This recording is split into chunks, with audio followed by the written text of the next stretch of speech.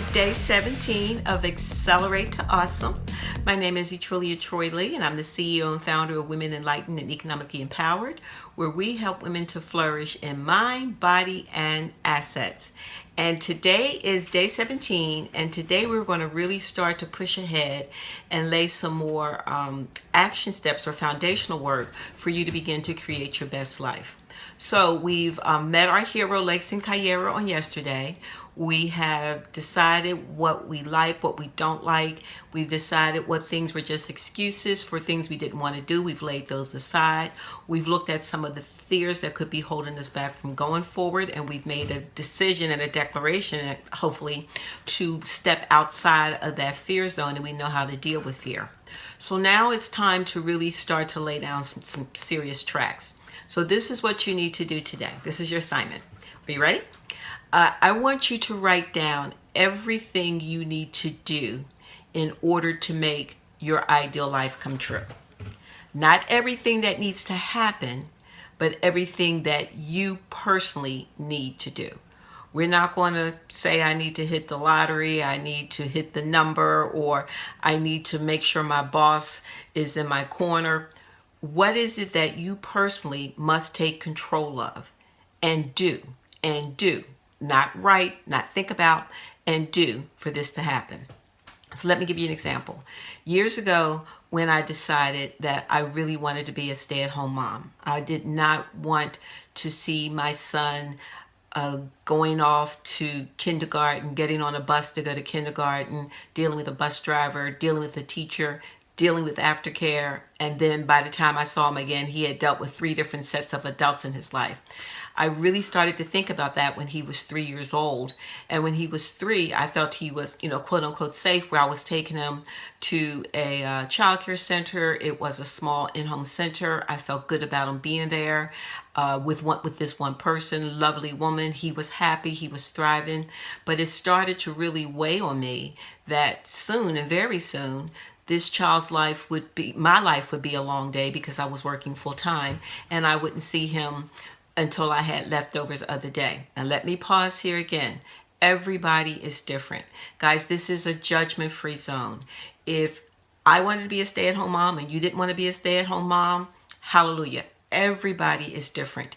And, we're not here to compare. We're not here to judge. We're not here to say one way is better than the other. I'm just sharing with you my life and how I use these principles that I'm sharing with you to get certain things done in my life. So when I realized that when he was about 3, and that's not what I wanted to see happen in 2 years, I had to say, how do I get something different? I was earning, a full-time career salary at that time, and I needed to say, how do I replace my income? So when I first floated this idea to my husband, and we had just bought a new home, he was like, okay, and how do you expect this to happen now that we've just bought a new home? So I knew what my goal was. My goal was to be a stay-at-home mom. But my goal really was not to have my child having to deal with all these different people. So while I wanted to be a stay-at-home mom, what I really was after was a way to earn income on a flexible schedule so I wouldn't have to deal with the get up early morning, dropping him off, picking him up late, getting anxious if he got sick and I had to be somewhere or had to be to work or I didn't have any leave. So what I found out that I really, really wanted was I didn't mind earning money, but I did not want to have to earn it in a 9-to-5 scenario. So I said, what can I do? What can I do to maximize time with my child and still earn a decent income and still contribute? So I knew very clearly what life I was after.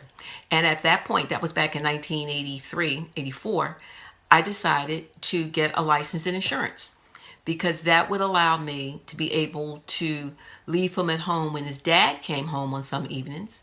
I knew I could set my own schedule. I knew I could work some Saturdays. I knew I could earn some money.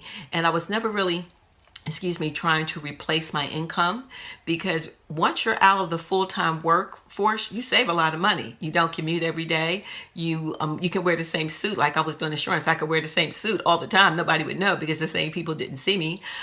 So you save on stockings, work clothes, all those company parties, the baby showers, the bridal showers, the potlucks, the company pools, somebody coming around selling candy for the Girl Scouts or cookies or whatever.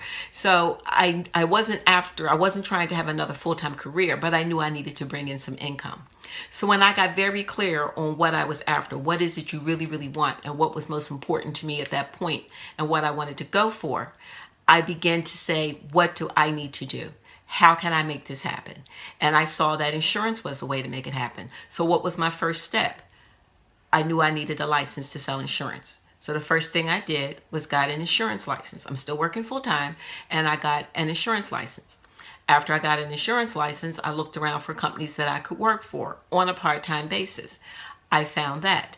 Then I started selling insurance in the evening while I was still working full time, so I could begin to build up some money coming in, so that when I handed in that resignation, I had some money coming in. Now, there was a point in time in there where I had to sacrifice some of my precious evening hours with my son so I could go out and build to get to that point. But I knew where I wanted to go. And overall, in the end, what I was going for was going to benefit him tremendously and the family. So I had to get very clear on, when do you want to be out of this work environment? So kindergarten was looming to start in 1985, the fall of 85 for him. And when this came to me in 83, I knew that I had to have this done by a certain date.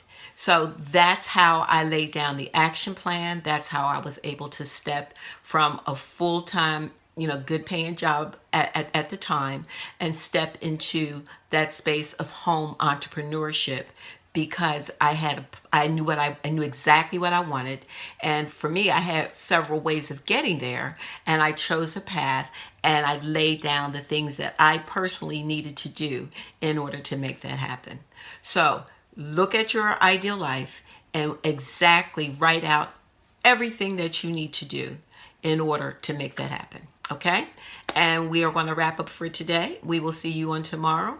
And as always, life is not a dress rehearsal.